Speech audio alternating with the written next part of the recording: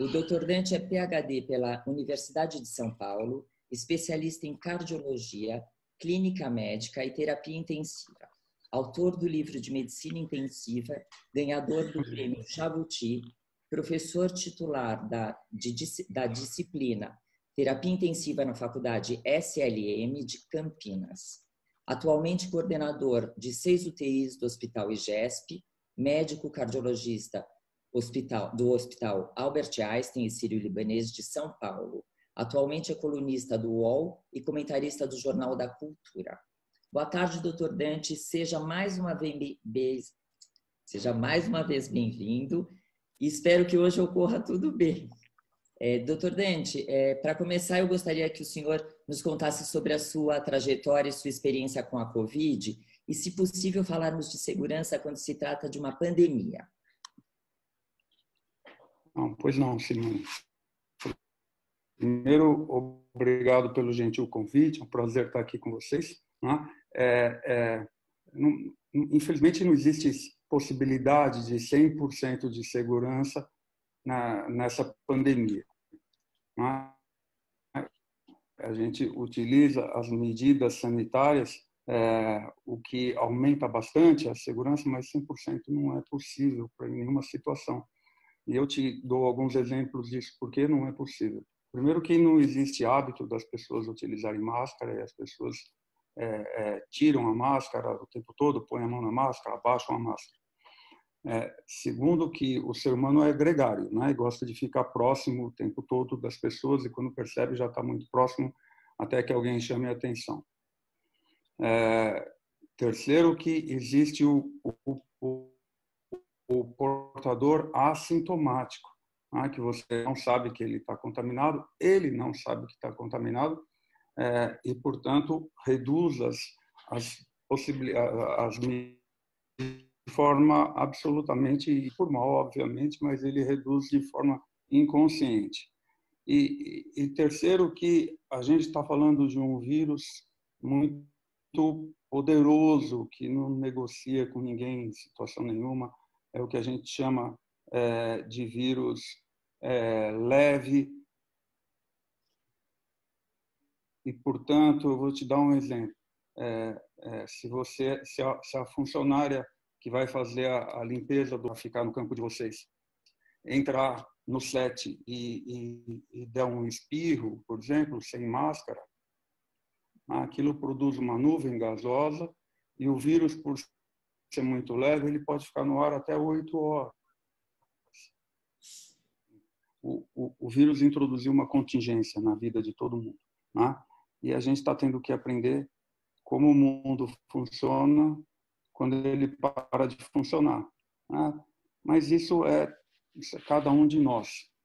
Está à frente dessa situação, na batalha direta, cuidando dos pacientes contaminados, é mais do que uma experiência médica. Simone, é uma experiência de vida, porque a gente convive com dramas pessoais todos os dias, né? A dizer que a gente foi pego de surpresa é meio estranho, porque a gente já tinha notícia de que isso estava chegando para a gente, né, da Europa, da China, depois da Europa, né, e a gente podia ter talvez se preparado melhor, mas também nós somos um pouco ludibriado, enganado um pouco no sentido de que a Organização Mundial de Saúde dizia que não tinha transmissão de vírus de humano para humano, dizia que não precisava fechar a fronteira, né? Dizia que era uma gripe, né? E nós somos acreditando, não tivemos informação da China, e nós estamos acreditando nessas coisas e tivemos um monte de coisa com o vírus já circulando aqui, por exemplo, o carnaval, né? E aí, mesmo assim, os hospitais privados se prepararam, né? Os hospitais públicos, na medida do possível, só decretaram estado de calamidade pública quando a coisa estava perdendo um pouco o controle. E mesmo assim, os pacientes foram chegando e a gente foi aprendendo a tratar deles no meio da pandemia, né? Quer dizer, porque era uma doença nova, a gente não sabia, fomos aprendendo que a doença da trombose, fomos aprendendo que tem infecção secundária, né? Que as pessoas morrem por uma hiperatividade do seu sistema imunológico. Nós estamos aprendendo no dia a dia. Né? Mas eu estava te dizendo que, além disso, do ponto de vista social, é um enorme drama. Né? Todo dia é um drama para você administrar. Para você ter uma ideia, primeiro que as pessoas ficam absolutamente isoladas, sem contato com seus familiares, não tem visita, e a gente também teve que cortar a visita, os hospitais aprenderam que tiveram que cortar a visita dos pacientes infectados, porque os familiares já tinham tido contágio, já tinham tido contato com a pessoa que internou, e eles vinham para a visita e contaminavam a enfermagem, os médicos, os outros familiares. Então, a gente teve que cortar a visita. Então, a pessoa fica isolada. Obviamente, quando ela não está na UTI, entubada, ela tem um contato exclusivamente de vídeo, mas tem situações que você tem que administrar. Por exemplo, para dar um exemplo para você, a semana passada nós internamos um rapaz com síndrome de Down, que tem 27 anos, a mãe idosa, que não pode ficar com ele, ele não fica sozinho. E como que você administra isso? Né? E aí a mãe não pode ficar dentro, ela gritava do lado de fora de desespero e ele gritava de angústia do lado de dentro. Né? Aí eu fui pedir autorização da direção, que chamou o departamento jurídico, porque óbvio que o hospital tem medo também que a pessoa se contamine lá dentro. Né? O departamento jurídico disse que não conseguia, e aí nós conseguimos autorização de todo mundo para a mãe permanecer junto, mas com o risco dela contaminar, apesar de usar todos os EPIs. Não é verdade? Internamos um menino com síndrome, com autista, que também não ficava sozinho. Há 15 dias, uma moça que deu à luz a um nenê e ficou e se contaminou. E aí ela internou, obviamente não podia ter contato com o nenê. A moça tinha 20 anos, o marido tinha 19, há uma família do Nordeste, ele foi transferido para trabalhar aqui, quer dizer, não tinha familiar, ele tinha que trabalhar, não tinha com quem deixar o nenê. Então, eu estou contando esses casos para você ver que todo dia é um drama diferente e não é possível você ficar imune, inerte a tanto sofrimento alheio. Até porque não é alheio, né? Isso é sofrimento de cada um de nós. Né? Parece que caiu alguma coisa aqui em cima do mundo e a gente que já dizia assim, eu não sei para onde eu vou, hoje a gente diz, eu não sei onde eu estou. Né? Piorou muito a situação de cada um de nós no mundo. Né? Totalmente, de uma certa maneira atingiu todo mundo, né? Todo mundo está, de uma forma direta ou indireta, contaminado com essa pandemia, Sem né? dúvida, pelo menos emocionalmente está contaminado. Completamente, exato. É muito triste. Mas, assim, a gente tem uma preocupação, né? Principalmente no setor audiovisual. A gente fez um protocolo que está dividido em 3 fases. No momento, a gente está na primeira fase, que é uma fase mais remota, que a gente privilegia as filmagens remotamente, com os atores na casa deles, produções, transporte de pessoas minimamente, enfim, privilegiando o não contato na equipe. Só que a gente já está entrando e já começamos algumas produções na fase 2, com produções menores, que permite retomar dentro dos sets de filmagem, com no mínimo 20 pessoas, espaços divididos, 1,5 metro de distanciamento entre as pessoas, uso de máscara, higienização de mãos periodicamente. E sugerimos também, na triagem da equipe, o uso de teste rápido, IgG e IgM. O que o senhor acha sobre isso? E se tem alguma coisa que substitua esse exame, que também a gente sabe que não é um dos mais seguros, né? E de forma rápida e segura. Então, Simone, a vida tem que continuar de alguma forma, né? Então, eu que fui um defensor fervoroso do isolamento, depois de 100 dias, 100 e poucos dias, a gente tem que ceder um pouquinho, porque né, não é mais possível as pessoas viverem em absoluto isolamento, porque tem que trabalhar, tem que produzir, né? E é uma grande hipocrisia da elite que fica na sua casa de praia assistindo Netflix, escolhendo qual filme, cuja única angústia é saber qual filme vai ter no Netflix e tomando vinho importado, dizer para as pessoas ficarem em isolamento absoluto, em lockdown. Né? E é impossível, o país tem 70 milhões de pessoas pobres, né? Que é impossível a pessoa ficar em isolamento se o governo não governar, né? Não auxiliar. Mas no caso de vocês, desculpa, eu acabo desviando um pouquinho, né? Mas no caso de vocês, tem que retomar, e tem que retomar com os cuidados, até porque as coisas não têm previsão, não tem data marcada. Né? E como eu disse no começo, não existe absoluto 100% de segurança, mas esses critérios que vocês adotaram de distanciamento, eu não gosto muito desse termo distanciamento social, porque distanciamento social já existe na nossa sociedade, né? O pobre fica bem isolado, é um distanciamento corporal, na verdade, né? As medidas de higiene e a máscara é fundamental. Se as duas pessoas utilizam máscara, se tiver uma contaminada, a possibilidade da pessoa pegar é em torno de 1%. Então, ela, de fato, protege. Né? Precisa ter educação das pessoas e não retirar a máscara. Mas o teste é fundamental. O teste é fundamental, mas tem que saber que tem uma confusão absoluta desses testes, aí, como que teste vai fazer, como vai fazer. O teste rápido ele não é adequado para isolamento, porque ele mostra os anticorpos, e para existir essa reação de anticorpo, é preciso no mínimo 8 dias ou 10 dias. Então, uma pessoa que teve contágio, ela só vai dar o teste positivo de 8 a 10 dias depois, ou se ela estiver infectada. Então, o ideal, além de tentar medir a temperatura com aqueles termômetros de infravermelho que se mede das pessoas, porque, por incrível que pareça, as pessoas vão trabalhar, as pessoas vão gripadas. Não, eu estou gripado, mas o meu não é coronavírus, eu vou trabalhar, nem vou falar que estou gripado, senão eu perco o emprego. Né? Ninguém, não acredito que alguém possa fazer por mal, mas com medo da situação de perder o emprego, que já está todo mundo vulnerável, já está na corda bamba, correndo o risco e precisando trabalhar. Né? Muitas vezes as pessoas omitem sintomas, não por má intenção, mas por receio, por medo da situação. Só que não tem outra forma, a gente tem que se proteger. Então, medir temperatura também ajuda e fazer o teste adequado. Qual é o teste adequado?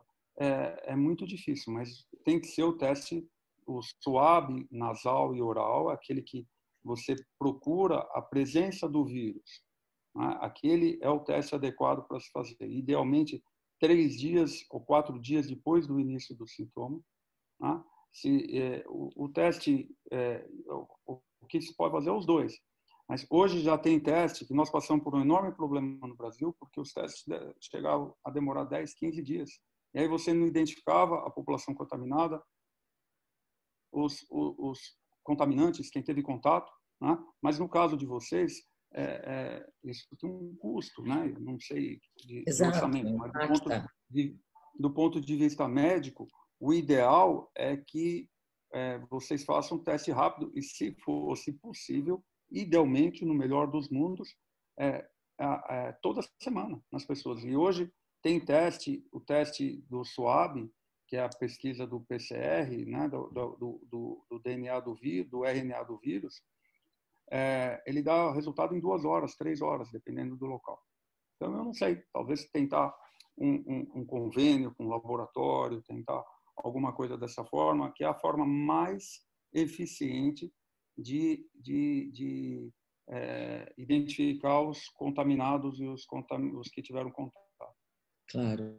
E tem uma pergunta aqui do Fernando Alcântara, que ele fala, desculpa a minha ignorância, mas ele falou se o senhor pode comentar sobre o RT-LAMP. É um teste feito com a saliva. Então, esse é o teste que eu acabei de falar, que agora que eu não usei essa terminologia, né? Com imunofluorescência, e, portanto, ele é com a saliva ou no suave ou com a saliva também, é a mesma coisa, né? Você tenta identificar a presença do RNA do vírus e esse teste ele é mais rápido, ele dá resultado em 2 horas. Óbvio que tem um custo, os laboratórios estão cobrando em torno de R$250, R$300 o teste, né? Mas se for possível, é ideal que se faça. Mas é uma outra maneira, esse teste é só uma outra maneira de identificar a presença do material genético do vírus. É um teste caro, né? Então, a gente, pelo sindicato, nós estamos tentando fazer esses acordos com os laboratórios para ter uma maior negociação no volume, né? Mas, assim, mesmo assim, é um teste caro. Sim, mas isso tem que se aproveitar essa oportunidade, porque os laboratórios compraram um monte de teste e daqui a pouco a pandemia passa e eles vão ficar com isso estocado. Então tem que aproveitar para fazer esses convênios agora, na medida do possível. Se não for possível, intensificar as medidas de isolamento. Quer dizer, você entrar pouca gente no set, manter o distanciamento, 1,5 m, 2 metros, como você falou, né? Usar máscara, mas a pessoa que está atuando não tem como usar máscara. Né? É a nossa grande preocupação. Pelo menos essas pessoas que vão atuar, óbvio que tem que ter a consciência da pessoa, né? Quer dizer, não adianta também o sujeito fazer o teste e para o outro dia da gravação ele saiu com um amigo, socializou, ele tem a possibilidade, tem um contato com outras pessoas, isso ele tem que ficar relativamente isolado depois do teste, mas pelo menos essas pessoas que vão atuar, se fosse possível fazer o PCR, que identifica a presença do vírus, seria fundamental. Ótimo. Aumentaria muito a segurança do seu set. Eu acho que é uma coisa a se pensar mesmo, porque nós estamos falando de vida, né, doutora? Então, assim, a gente tem que preservar as vidas, né? Não é o barato às vezes sai caro, né? A gente tem que realmente avaliar. Nem sempre é possível, né? Nem sempre é possível. Como é que você vai pedir um teste de R$250 nas pessoas que estão recebendo auxílio emergencial, de uma pessoa que está ansiosa para receber R$600 para comer, para viver? A mesma coisa é querer multar as pessoas que estão sem máscara em R$500 a multa. O sujeito recebe, quer dizer, o governo dá R$600 para a pessoa passar um mês e multa em R$500 se ele tiver um descuido e não usar a máscara. É muito complicado isso, né? É um momento muito complicado. Nosso país é um país carente, né? E quem já foi contaminado, ele está imune? Isso já é uma comprovação? Já é uma certeza? Essa é a pergunta de $1 milhão, viu, Simone? A princípio, sim. A princípio, sim. Quer dizer, a Organização Mundial de Saúde, em mais um devaneio deles, essa gestão é desastrosa da Organização Mundial de Saúde. Esse é um legado negativo, né? Que ela vai perder o protagonismo como guardião da saúde do mundo, porque ela, primeiro, não acertou nenhuma previsão. E as previsões são catastróficas. A semana passada, o Tedros, que é o presidente da OMS, foi novamente na televisão dizer que o pior está por vir. Meu Deus, a quem acrescenta esse tipo de informação? Né? O que acrescenta e a quem? A quem interessa isso nesse momento? O pior está por vir. Né? Quer dizer, esse é um problema enorme que a gente tem no mundo e, sobretudo, no Brasil. É assim, eu estou sendo agredido. Em quem eu acredito? Onde eu me apoio? Para onde eu vou correr? O que eu vou fazer? Né? Então, as medidas de distanciamento e de higiene são as coisas mais eficientes. Mas me perdoa a sua pergunta original. Eu me perdi aqui na sua pergunta original.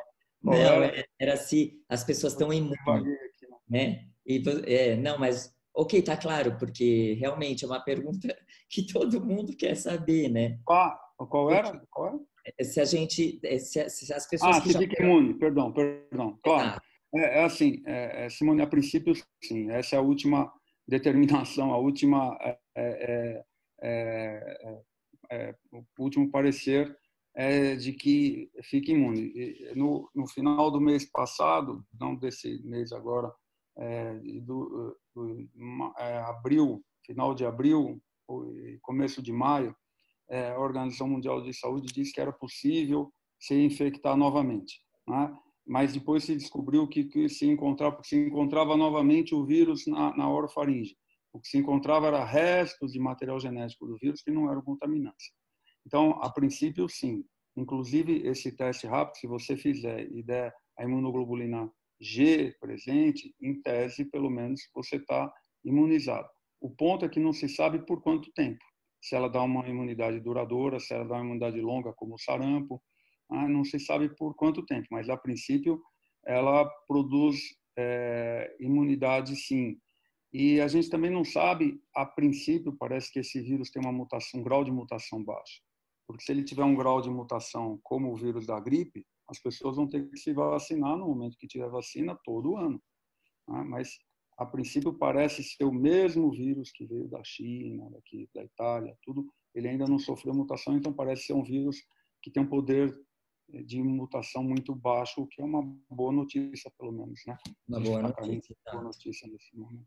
E justamente sobre a criação de vacina, a descoberta de novos medicamentos, novas tecnologias e a luz ultravioleta que estão nos oferecendo, inclusive, para desinfetar roupas e ambientes. Tomar cuidado com essas coisas. Isso absolutamente não funciona, não tem nenhuma comprovação científica que luz ultravioleta desinfete e tal. O que se sabe hoje é que a possibilidade de você pegar em contato com superfície sólida, em contato com roupa, é muito pequeno, o que já é uma boa notícia. Mas não existe nada mais eficiente, luz ultravioleta, tal, essas coisas, do que lavar a roupa com água e sabão, com detergente, numa temperatura, se possível, um pouco maior, né? Mas esse raio ultravioleta não funciona. Quanto a medicamento, os medicamentos novos para tratar têm em torno de 60, 70 anos, né? São a hidroxicloroquina, que gerou tanto polêmica, debate né? político, tanto debate, continua gerando, né?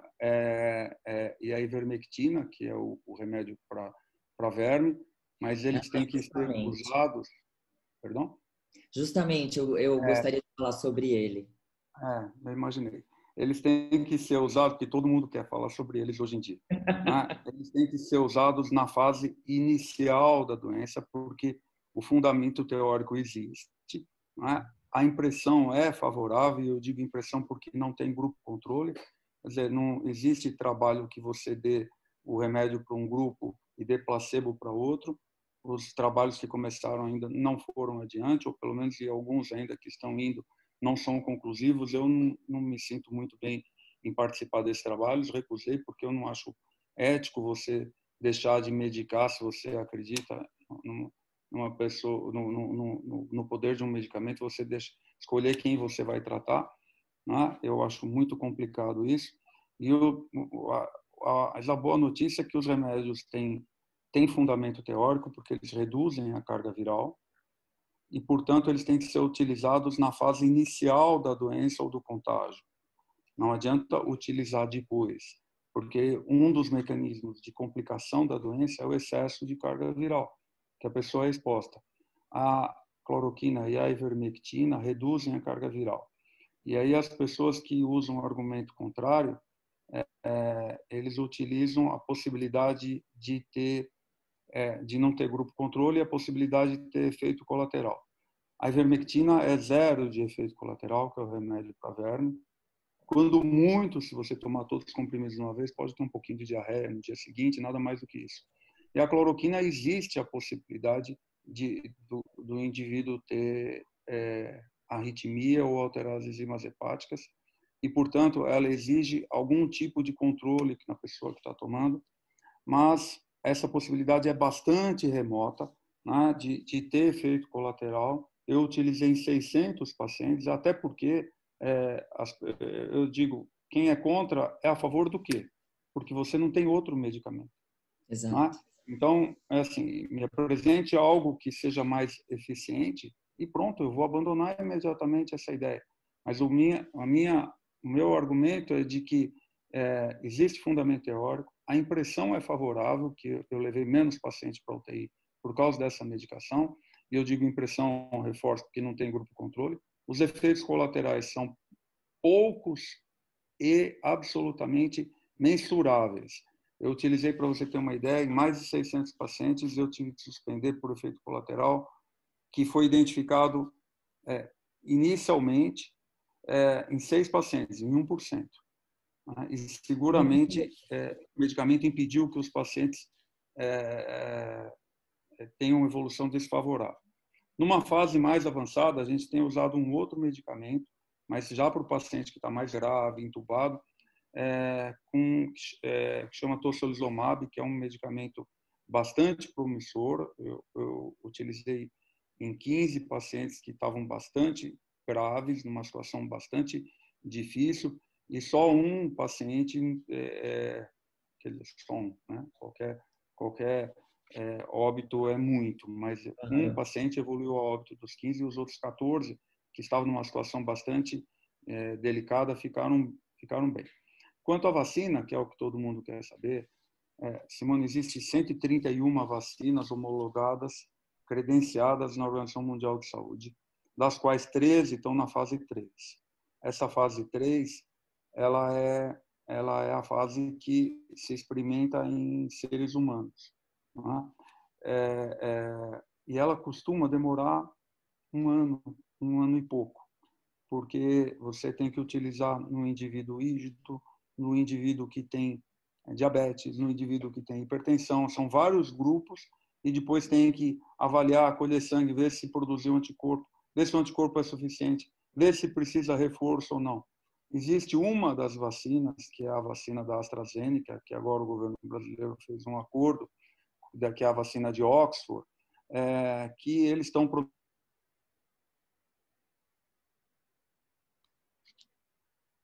Travou, doutor Dante. Travou. Vou esperar retornar um pouquinho, eu vou desabilitar de novo o vídeo. Voltou. Voltou. Tudo bem aí? Voltou? Voltou. Tá bom. Eu estava dizendo que essa vacina de Oxford, que está sendo testada em 2.000 brasileiros, já começou o teste, a fase 3, existe uma promessa deles de terminar isso em 2 meses. Quer dizer, são 3 meses, mas quase um mês já foi. Né? Então, a promessa é que vai existir a vacina em 2 meses. O problema vai ser mais de logística, na minha concepção, do que de disponibilidade da vacina. Quer dizer, eu digo que entre o Donald Trump tomar e uma pessoa que mora aqui na periferia, eu acho que vai um tempo maior, né? Mas não de disponibilidade, não de invenção da doença, mas de disponibilidade, de logística. Esse vai ser o problema da vacina. Entendi. Mas a gente pode ter talvez uma esperança para esse ano sair uma vacina? Precisamos ter. Né? Se a gente não tiver esperança de que as coisas vão... Até porque, assim, o vírus ele tem um tempo também na comunidade. Né? Eu tenho brincado que não pode demorar muito, senão vai ficar bom sozinho. Era bom, não é que vai ficar bom, o vírus vai embora, ou vai pelo menos ter pequenas ondas, que isso é o que se imagina, né? Nas últimas previsões da OMS e dos médicos. Eu tenho dito também que as previsões, todo dia alguém me liga de reportagem da CNN, não sei de onde, da Folha, que queria que eu falasse sobre a previsão da curva de comportamento do coronavírus, do pico. Eu disse para ela, querida, eu errei todas as previsões, mas não fui eu, foi todo mundo errou todas as previsões. Eu tenho dito que as previsões têm o valor de um horóscopo. Quer dizer, se você acredita muito nela, ela tem valor para aquele dia, no dia seguinte já mudou. Porque depende do comportamento da sociedade. Né? Por exemplo, eu acredito que eu disse que não ia fazer previsão, mas vamos lá. Eu acredito que nós estejamos no pico, mas o pico da doença aqui em São Paulo, né? O pico da doença não são 2, 3 dias, ela tem um ângulo aberto, né? E como ela tem um ângulo aberto, forma um platô. O platô nos países da Europa, nos países que começou primeiro essa história, durou de 21 a 28 dias. Nós já estamos entrando na 3ª semana. só que eles ficaram reclusos e nós estamos abrindo tudo, né? Segunda-feira abrem os bares e os restaurantes. Então, é impossível fazer previsão do que vai acontecer. Você quer ver outra previsão que eu errei, mas que o mundo, a sociedade errou, que quando atingisse as comunidades, né, ia ser uma enorme tragédia. E aí essas pessoas que permaneceram por tantos anos invisíveis aos nossos olhos, né, porque nós nos acostumamos a ter isso como normal, as pessoas vivendo em absoluta exclusão social, aqui próximo da gente, né, em bairros considerados nobres, aqui no Morumbi, né, no Rio de Janeiro, Rocinha, a maior favela do mundo, fica entre a Gávea e São Conrado, que são 2 bairros nobres. E ficou cultural, folclórico as pessoas viverem ali, sob absoluta exclusão social. Né? E se imaginou que a hora que o vírus chegasse na Rocinha, na comunidade, né? Que mudaram o nome, como se mudasse o nome e melhorasse a condição de saúde das pessoas, não é politicamente correto, mas chamar de favela, né? Ia ser uma tragédia. E eles deram uma enorme lição de cidadania que nos orgulha, né? Mas nos envergonha também, não é verdade? Porque eles estão cuidando deles mesmos. E a taxa de mortalidade aqui, por exemplo, em Paraisópolis, é metade do que no resto da cidade. Imagina você, em pessoas que vivem em absoluto aglomerado. Então, eles elegeram líderes comunitários, não é? Chamam presidente de rua, que isolam as pessoas, que coordenam as doações, que tiram as pessoas infectadas, que fazem exame, fazem testes.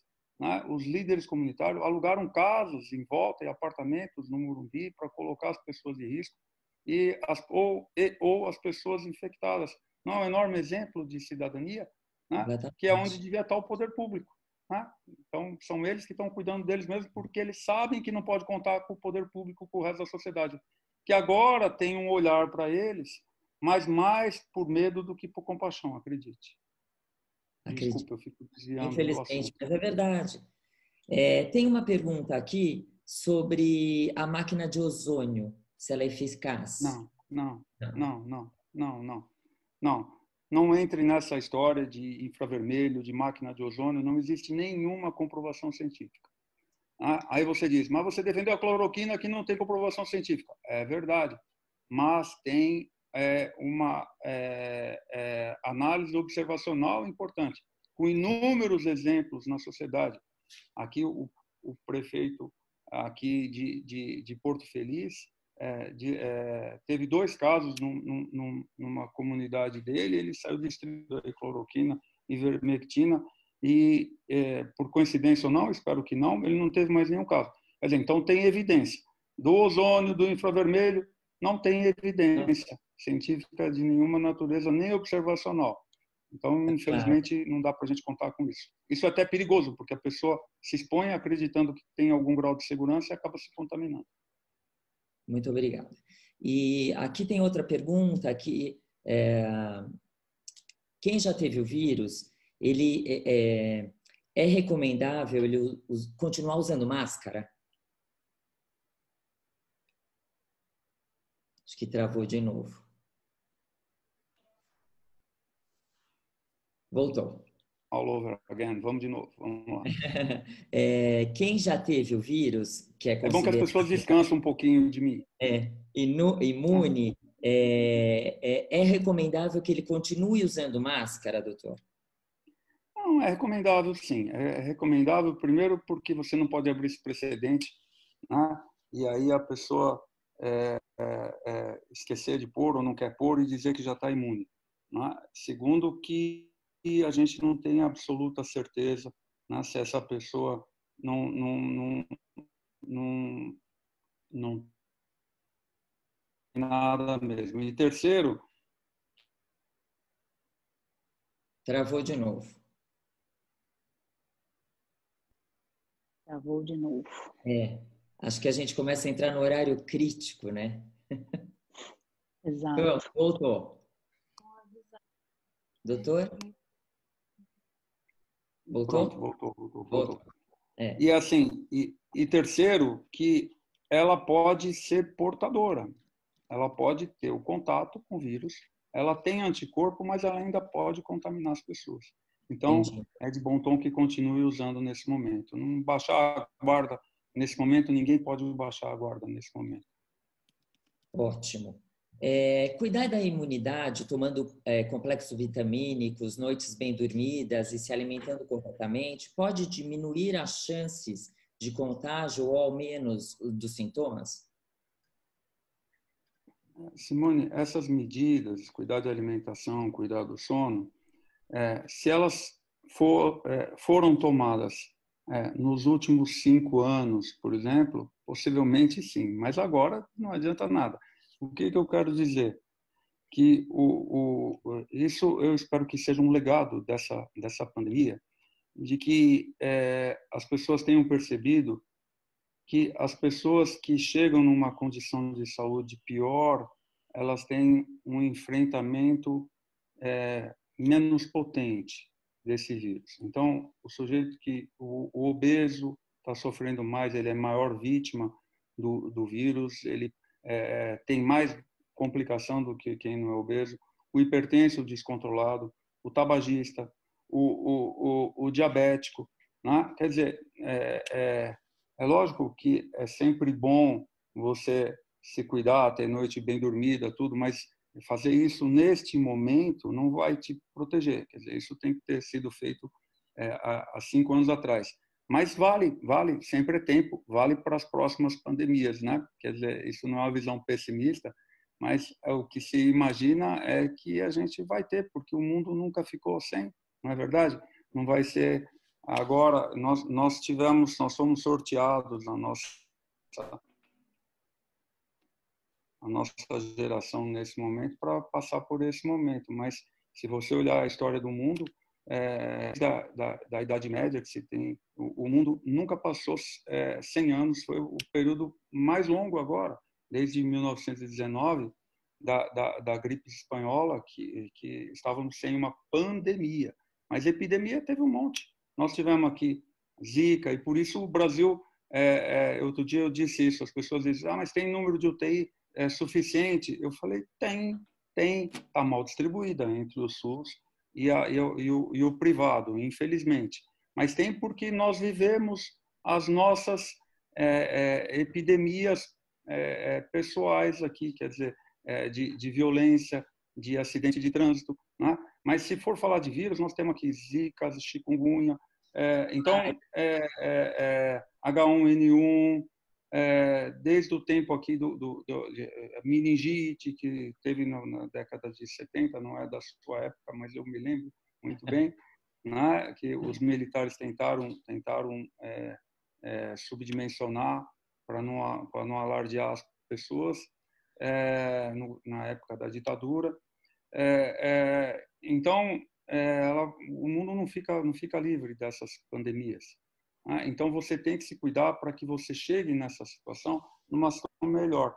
Tomar vitamina nesse momento, existe uma história do selênio que prevenia contra H1N1, e agora tem a história do zinco contra essa pandemia, mas não saiu do terreno da especulação, infelizmente.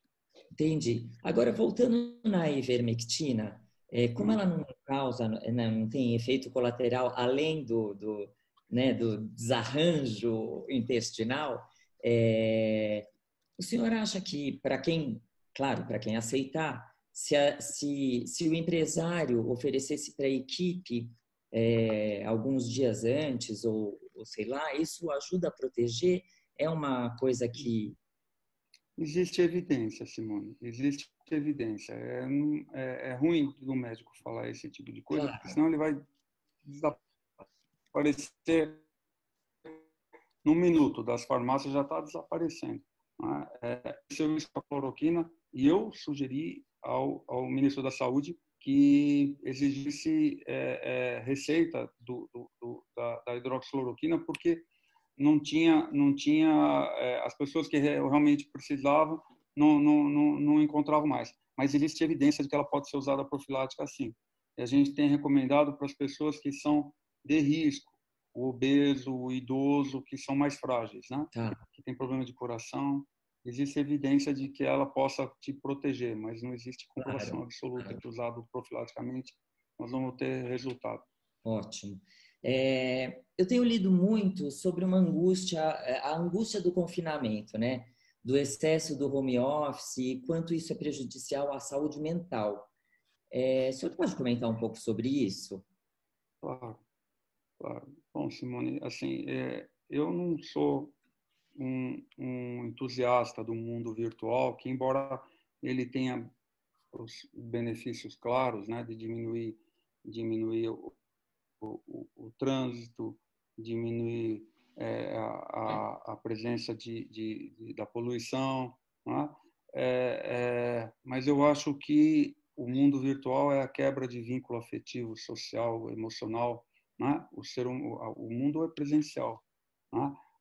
Nós somos seres humanos gregários, não é verdade?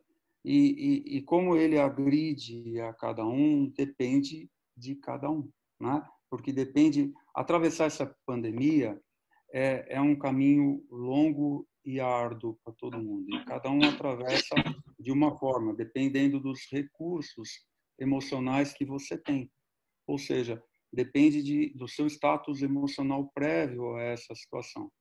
Se você já tem um antecedente de depressão, obviamente que esse isolamento e essa perda de contato físico com as pessoas vai ser prejudicial e vai piorar isso. Mas eu tenho dito que não tem ninguém normal nesse momento. Eu tenho dito que não é normal estar normal em tempos de anormalidade, né? As pessoas me telefonam ou vêm ao consultório e dizem assim: Dante, eu não estou normal, eu não estou me sentindo 100% normal. Eu falo, então, bem-vindo a esse mundo, porque é você e mais 7 bilhões de pessoas que não estão se sentindo normais. Mas, de uma maneira geral, sem brincadeira, né? Se que o assunto não permite isso, peço desculpa, mas, de uma maneira geral, as pessoas têm me ligado para pedir remédio para dormir, para pedir remédio para ansiedade, né? Para pedir remédio para palpitação, para arritmia, que de pressão arterial, né? E as pessoas precisam se adaptar, porque, como eu te disse, essa travessia desse momento é uma travessia solitária, né? Podia ser solidária, né? Que ia todo mundo se ganhando, mas os dois lados, né? Mas infelizmente é uma trajetória solitária, de uma forma. E como que você se protege? Como você consegue amenizar essa história do home office, do trabalho virtual, que as pessoas também têm reclamado que têm trabalhado mais do que no escritório? Você precisa, de alguma forma, estabelecer limite para isso, né?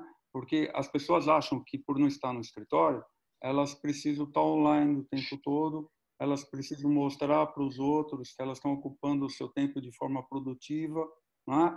E aí você corre o risco de diminuir mais ainda as suas relações sociais com filhos, com namorado, com marido, com mulher, né? Diminuir as suas horas de sono. Então, é preciso estabelecer limite para o uso do trabalho online, do computador. Porque para que serve o trabalho online? Para você ganhar tempo. E ganhar tempo para quê? Para socializar, né? Com as pessoas. Não é isso? Para que todo mundo quer ganhar tempo para ter mais tempo para ter relações sociais, né? E as pessoas as pessoas querem ter tempo para ficar mais no computador. Isso parece um contrassenso. É verdade. Estão pedindo para o senhor repetir o teste, que sai em 2, 3 horas. O nome. Tá bom. É o teste de RT-PCR, ou teste da saliva, como o amigo lembrou, que se faz com imunofluorescência. Alguns laboratórios estão fazendo. Você pode procurar o laboratório e solicitar o teste rápido da saliva de RT-PCR. É o de sangue. De sangue é um teste rápido, mas tem uma sensibilidade baixa. tem uma especificidade alta, mas uma sensibilidade baixa. Tá ótimo. Obrigada. Agora, a gente já está terminando, o nosso tempo está acabando, e para terminar, eu gostaria de saber se o senhor tem alguma dica ou recomendação para a gente ter em mente como mantra.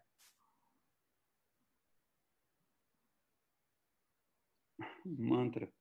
Você sabe de onde vem essa palavra? O mantra vem do sânscrito, que quer dizer controle da mente, né? E é isso mesmo. A gente precisa. Eu tenho recebido aí um monte, como todo mundo, um monte de mensagem, um monte de coisa, de poemas, falando desse momento que parece um contrassenso, mas esse é o momento propício para as pessoas se ligarem às artes, não é verdade? Depois da peste negra, no século XIV, surgiu o Renascimento, que as pessoas valorizaram as artes e a ciência, não é verdade? Então, outro dia me mandaram um que diz que esse vírus ele afasta os abraços, expõe nossos laços e nos deixa em pedaços, não é verdade? Então, o que a gente tem que fazer? Porque tamanha essa agressão de ordem física e emocional por falta de possibilidade, por falta de previsão do que vai acontecer, eu não posso me contaminar, eu não posso deixar de trabalhar, eu vou perder o emprego, e se eu me contaminar, eu não sei se eu vou morrer, porque eu não sei o que vai acontecer. Sabe, eu tenho dito que a gente não pode deixar o diabo instalar esse aplicativo no nosso cérebro, né? A gente tem que, no nosso hardware, a gente tem que instalar um antivírus, né? Na medida do possível, né? E a gente tem que procurar lembrar que essa não é a primeira, nem a última e nem a mais grave pandemia, e que isso vai passar, né? Pode demorar um pouco mais, pode demorar um pouco menos, mas isso vai passar, né? E se você estiver deprimido, procure se lembrar que você está isolado em casa, que você está sem relação social, das pessoas que realmente estão isoladas, que estão... Travou. Vamos voltar. Ali voltando. Voltando. Pronto, voltou. Oi. E tentar se lembrar das pessoas que realmente estão doentes, estão isoladas, né? Estão sem saber o que vai acontecer com elas, sendo cuidados por seres anônimos, mascarados, que, embora bem intencionados, são desconhecidos. Essas pessoas têm muito mais razão para angústia. Nós vamos passar por isso, né? E a gente tem que tentar usar esse período como um período de incubação para a gente renascer, não é verdade? Né? Como se o vírus tivesse um poder assim de catalisador, né? Enzimático, para que a gente melhore como ser humano e que a gente melhore como sociedade, porque senão não valeu a pena passar por isso, não é verdade? Melhorar como sociedade, como? Não é mais possível a gente continuar vivendo com áreas de exclusão social e vendo como se fosse normal isso, né? O São Paulo, por exemplo, convive com a maior das distorções humanas aqui, que é a Cracolândia, né? E não consegue resolver, né? As pessoas doentes andando como zumbis nas ruas. É lógico que lá tem o traficante, claro que tem, mas a gente se acostumou com isso, se afasta, finge que não é problema nosso, não é verdade? E não tomamos nenhuma providência, não é? E a gente se esquece que a diferença entre as pessoas está simplesmente na oportunidade, na informação, e que todo mundo tem direito a uma vida digna. É verdade. Né? A gente vive, e como ser humano, tentar melhorar as nossas relações, né? Tentar se lembrar que as pessoas são diferentes, mas não são desiguais, não é verdade? Porque tentar viver o hoje, né? Porque a nossa vida é voltada para o amanhã, né? A gente está sempre esperando o próximo feriado, o próximo fim de semana, né? A próxima aquisição material, E o vírus está aí para mostrar para a gente que amanhã Exato. pode não existir. Completamente. É verdade? Porque senão não valeu a pena passar por isso. Tá bom? Bom, infelizmente chegamos ao fim. Eu quero agradecer a sua presença, Dr. Dante, o seu tempo e de todos que estiveram conosco. Agradeço a todos pela paciência. Muito obrigada. Lembrando que o protocolo está disponível no nosso site caesp.org.br. E que está muito bem feito. Eu olhei, tive a oportunidade de olhar. Ele está muito bem feito, está muito criterioso, né? Mas a gente precisa lembrar que o protocolo tem que sair do papel. As pessoas têm que ser educadas ou nesse sentido de seguir o protocolo, né? Porque a entidade faz o protocolo como uma obrigação absoluta, cumpre o seu papel, mas quem usufrui tem que fazer a sua parte, porque senão vai ser o maior prejudicado. Parabéns pelo protocolo. É o que eu falo, muito obrigada, mas é o que eu falo, assim, a responsabilidade, ela é de todos, né? De cada ser humano, né? Porque, na verdade, você paga com a sua vida. E é aí que eu acho que tem que ser de consciência de cada ser humano. Cada um tem que fazer o seu papel, cada um tem que cumprir o seu protocolo, né? Para se proteger e para proteger os outros, né? Muito obrigado pela oportunidade. Agradeço muito a sua disponibilidade. Desculpa tomar muito seu tempo. Não, estou sempre à disposição. E vamos ver se a gente tiver mais perguntas, tal. Eu vou mandando para você, se a gente puder responder, enfim. Agradeço muito, viu, doutor? Dessa vez deu certo. Muito obrigado. Um abraço a todos. Obrigado. Um abraço. Tchau. O que você achou? Vou desconectar aqui também, terminando a gravação.